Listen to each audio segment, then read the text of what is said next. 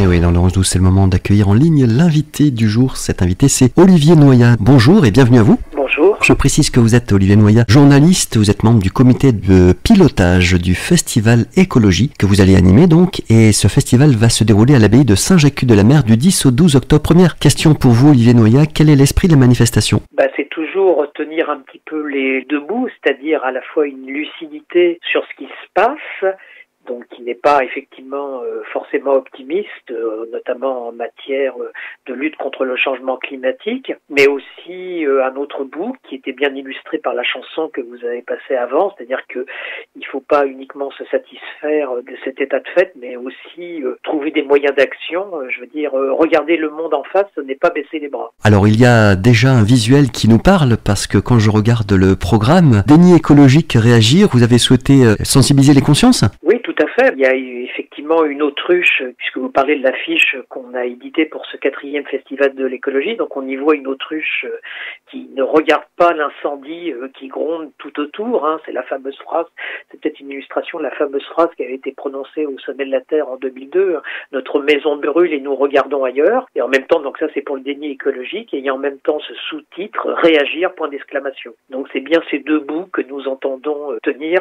durant ces 2 jours et demi de débat et de conférences et d'ateliers à l'abbaye de Saint-Jacques. Alors Olivier Noyat, avant de détailler pour les auditrices et les auditeurs le programme de ce 4e festival de l'écologie, peut-être parler des différents partenaires qui seront présents ? Oui, comme d'habitude, dans le comité de pilotage, il y a pas mal d'associations d'inspiration chrétienne. Il y a bien sûr les Amis de la Vie, il y a les Chrétiens Unis pour la Terre, il y a les Chrétiens dans le monde rural, il y a le CCFD Terre Solidaire, la Communauté mondiale pour la méditation chrétienne, Lutte et Contemplation, Communauté de vie chrétienne. Vous voyez, un rassemblement assez large d'organisations chrétiennes, mais qui sont tous d'inspiration chrétienne, mais qui sont tous animés par un même but, c'est-à-dire faire converger leur mode d'action pour fédérer justement les énergies en ces temps qui sont effectivement très difficiles et qui peuvent amener à une forme de pessimisme. Alors pessimisme, il n'en sera pas question parce qu'on va commencer ce vendredi, Olivier Noyat, avec de 16h à 18h une découverte de la presqu'île de Saint-Jacques-de-la-Mer et de son environnement. Oui, c'est la moindre des choses justement. Je pense qu'une prise de conscience écologique, elle passe d'abord par l'admiration d'un environnement qui reste dans certaines régions et particulièrement en Bretagne, mais pas qu'en Bretagne, intéressant à voir. Et c'est vrai qu'on commence toujours ce festival de l'écologie par une découverte de l'environnement qui nous accueille, c'est-à-dire ce magnifique estran, parce que justement, je pense qu'on préserve bien ce qu'on aime le plus, c'est toujours ça. Je pense que c'est un des moteurs de l'action, préserver ce qu'on aime, notamment pour en profiter soi-même, mais aussi le transmettre aux générations futures. Donc c'est important de commencer par ce temps, justement, de prendre conscience à la fois de la beauté et de la fragilité de cet environnement. À 20h30, toujours ce vendredi 10 octobre, il y aura l'ouverture du festival. Alors, il sera suivi ce temps par une conférence avec un grand témoin. Oui, on a la chance d'accueillir Valérie Masson-Delmotte, qui est quand même une des climatologues les plus réputées, non seulement en France, mais dans le monde. Je rappelle qu'elle a été coprésidente du groupe scientifique du GIEC de 2015 à 2023.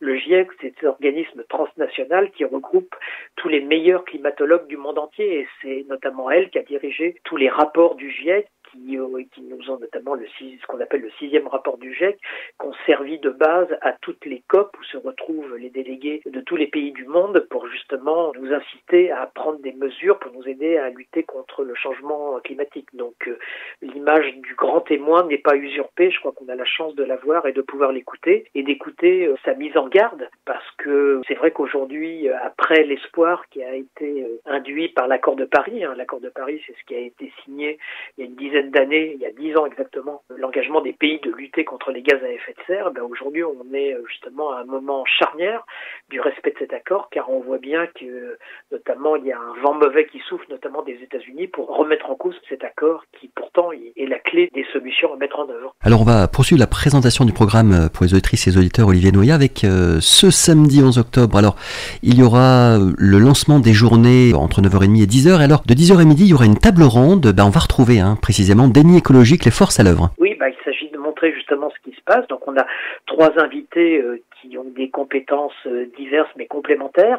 Donc tout d'abord Sébastien Manil, qui est un avocat, qui est un spécialiste du droit de l'environnement et qui vient d'écrire un ouvrage dont le titre est en soi un programme puisqu'il s'agit de justice climatique, parce qu'on ne peut pas lutter contre le changement climatique si on n'a pas en tête que c'est aussi une question de justice climatique et de justice sociale, non seulement entre les pays du Nord et les pays du Sud, mais aussi à l'intérieur de chaque société entre les plus riches et les plus pauvres. Et il y a Anne-Sophie Novelle, qui est une journaliste engagée, c'est notamment elle qui avait rédigé la charte pour un journalisme à la hauteur de l'urgence écologique, qui est une façon de mobiliser l'ensemble des rédactions diverses et variées en France pour que ce sujet du changement climatique ait les honneurs de tous ces différents médias. Et Olivier Ledouble, qui est lui un responsable syndical à la CGT et qui notamment travaille à l'Office français de la biodiversité. Ça, c'était important pour nous parce que vous savez, l'Office français de la biodiversité a été beaucoup mis en cause alors que ce sont des gens qui sont précisément chargés de faire respecter la législation de l'environnement. C'est un peu comme si vous disiez, par exemple, il faut faire baisser les accidents de la route et que vous mettiez en cause le rôle de la gendarmerie. C'est un peu ce qui s'est malheureusement passé en France. On a mis beaucoup en cause le rôle de l'OSB alors que ce sont des gens qui sont chargés de faire veiller à l'application des différents règlements sur l'environnement.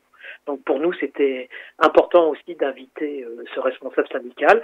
Et je crois qu'à eux trois, on aura un bon état des lieux de ce qui se passe à la fois dans le monde et en France. Alors bien sûr, il y aura ensuite le déjeuner, une marche méditative de 14h à 15h. Et puis alors, à 15h30 jusqu'à 16h45, puis 17h15, 18h30, Olivier Noya, il y aura 12 ateliers thématiques au choix. Oui, bien sûr, c'est toujours aussi ce qu'on essaye de faire, c'est-à-dire de proposer des activités à la carte où, suivant la sensibilité de chacun, on peut approfondir un thème. Alors, il y a des thèmes qui sont plus, on va dire, sociopolitiques, et il y en a qui font plus appel à un engagement personnel et spirituel. Donc, on va parler aussi bien de comment sortir son argent des projets fossiles, comment concilier foi et militantisme, s'initier à la méditation, vous voyez, et aussi la décarbonation du transport maritime. Donc, vraiment un éventail d'ateliers divers et variés où chacun peut approfondir ce qui lui tient le plus à cœur. À 19h, il y aura un dîner. À 20h30, BIP 2050, bâtir ensemble une autre planète pour 2050. Oui, c'est à la fois un moment festif, il y a toujours un spectacle, et en même temps un moment festif qui a du sens. Et effectivement, bâtir ensemble une autre planète pour 2050, on peut l'aborder également par le biais d'un spectacle chorégraphique. C'est ce qu'on va essayer de faire,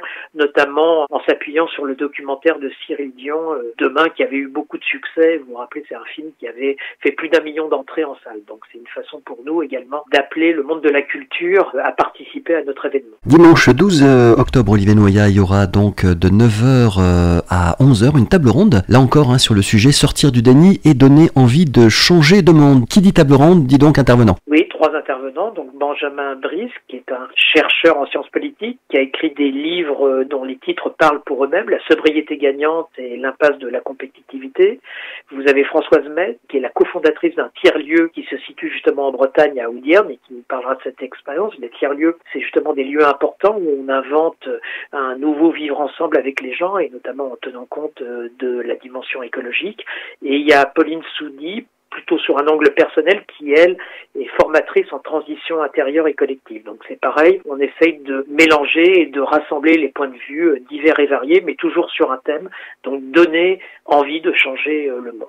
On précise, Olivier Noya, aux auditrices et aux auditeurs que pendant tout ce week-end du Festival de l'écologie à Saint-Jacques-de-la-Mer du 10 au 12 octobre, il y aura des expositions et stands. Oui, c'est les partenaires qu'on a cités au début. Chacun présente un petit peu son identité et les moyens d'action qu'il propose. Et il y a également des expositions photos. Il y a aussi une librairie qui généralement propose à la vente les ouvrages des différents intervenants. Et puis, comme vous l'avez rappelé aussi au début, il y a ce magnifique environnement, les strands, même le jardin de l'abbaye qu'on pourra visiter avec des pratiques écologiques respectueuses de l'environnement. Merci pour toutes ces précisions, Olivier Noya. Alors, j'ai pas précisé spécifiquement, mais bien sûr, vous-même, vous êtes l'animateur de ces temps forts, et j'ai même vu que vous interviendriez aussi personnellement pour une présentation, je crois. Oui, tout à fait.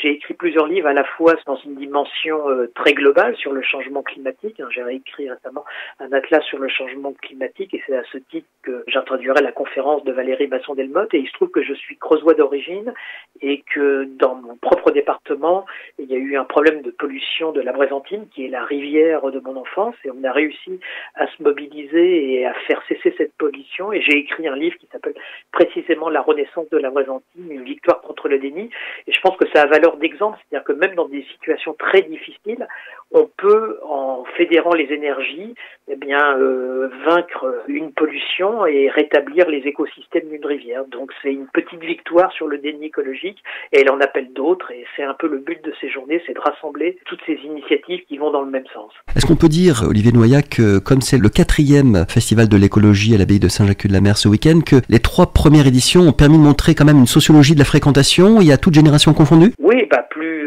c'est effectivement, c'est ce qu'on essaye de faire avec, bien sûr, des gens qui ont une expérience déjà ancienne, mais aussi avec les plus jeunes. C'est un peu le sens, je me rappelle pour le 3e invité, c'était Camille Etienne, une jeune activiste qui était venue sur le thème de la radicalité. Et vous voyez là, au moment même où on parlera de nouveau de l'écologie à Saint-Jacques, j'ai vu qu'elle prenait la mer à bord d'un voilier avec 5 autres activistes pour rejoindre justement le Brésil pour peser sur la prochaine COP 30 qui est chargé un peu de redonner un peu de flamme à l'action écologique. Donc vous voyez, l'esprit de Saint-Jacques, il est un peu partout. Il sera à Saint-Jacques, mais il sera aussi un peu disséminé dans le monde, et c'est ce qu'on essaye de faire, tenir les deux bouts, un engagement local et aussi un engagement global. Savez-vous au niveau pratique, Olivier Noaillat, si en termes de réservation, il y a encore des places pour ce week-end? Les places sont toujours disponibles au dernier moment, puis on peut toujours se serrer un peu pour accueillir toutes les bonnes volontés. Pour nous, c'est un moment d'échange, donc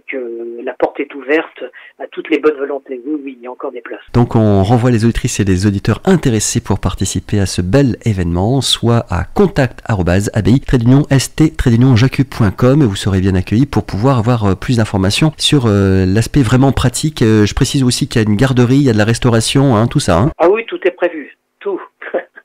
Un grand merci à vous, Olivier Noaillat, pour cette présentation exhaustive. Je rappelle bien sûr que vous êtes journaliste, que vous êtes animateur et vous êtes membre du comité de pilotage de ce 4e festival de l'écologie à l'abbaye de Saint-Jacques-de-la-Mer du 10 au 12 octobre. Je vous souhaite de passer un bon moment en tant qu'animateur alors. Merci pour cet accueil. Au revoir.